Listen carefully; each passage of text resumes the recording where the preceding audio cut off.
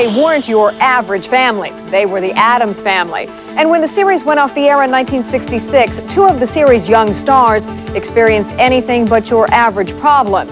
From teen pregnancy to heroin use, Wednesday and Pugsley talk about the trouble. They're creepy and they're kooky, mysterious and spooky. It was on for just 2 seasons, but the Addams family left an indelible impression on a whole generation of TV viewers with its cast of zany and macabre characters.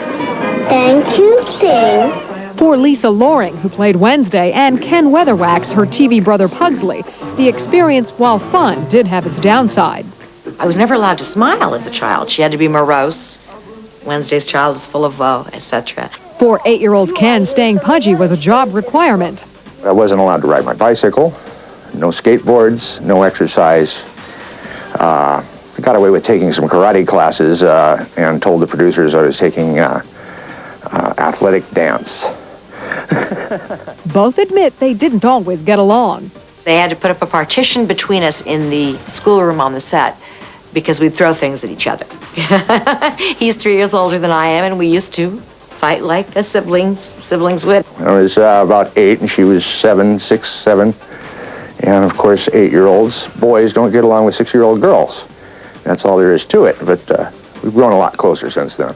Now watch this one. While the whole cast was tight-knit, Jackie Coogan, who played Uncle Fester, could sometimes get a little cranky. I think he was a little hard on Kenny and I at times because of having been a child actor himself and the hell that he went through. He would fall asleep at the drop of a hat. He had, before anybody knew what it was sleep apnea. And he would sit down in a chair, and in 5 minutes, he'd... cut, wake Jackie up. That settles it. No more school. Good thinking, sir. But when the show was canceled in 1966, life changed for its youngest stars. Afterwards, it was different.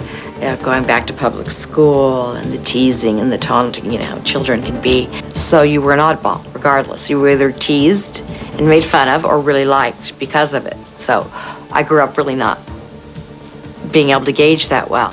By 11, Lisa opted out of pursuing more work. For Ken, the decision was made for him by casting agents. It's great to meet you. You did a fine job with the Addams family. I can't use you because you're Pugsley. Sorry. People would not understand, would not take into consideration that I was not the character Pugsley. I was actually Ken Weatherwax, who played the character Pugsley, and the fact that, a human being. The rejection led to some serious problems.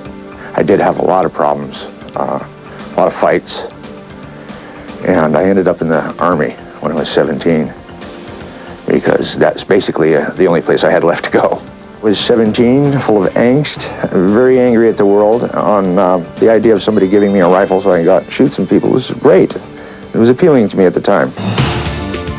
As for Lisa, she married at the tender and unheard of age of 15.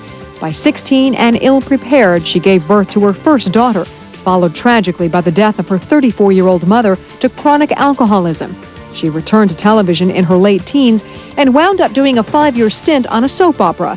She would marry again and have a second daughter before making her third trip down the aisle to porn star Jerry Butler, who had assured her he would leave the business. I love him very much. Like I said, I didn't know what I was getting myself into. I didn't know that after he gave up the business, he would go back and do movies behind my back. The failure of that marriage led Lisa into a downward spiral that included the use of heroin. I knew from the very first time I did it what it did for me and that I was going to keep doing it. Heroin is a big painkiller. It not only kills physical pain, but emotional pain as well. Lisa credits her family with helping her through the dark times, and today she's the picture of health, doing PR work for a hotel chain and eager to resume her acting career. It's going to be acting, producing, writing, and all kinds of different things, and I'm really excited about all of them. Ken has worked for the last 10 years on movie lots as a set builder and loves the industry he's been a part of since he was a child. I do better with a hammer in my hand than a script and a pencil.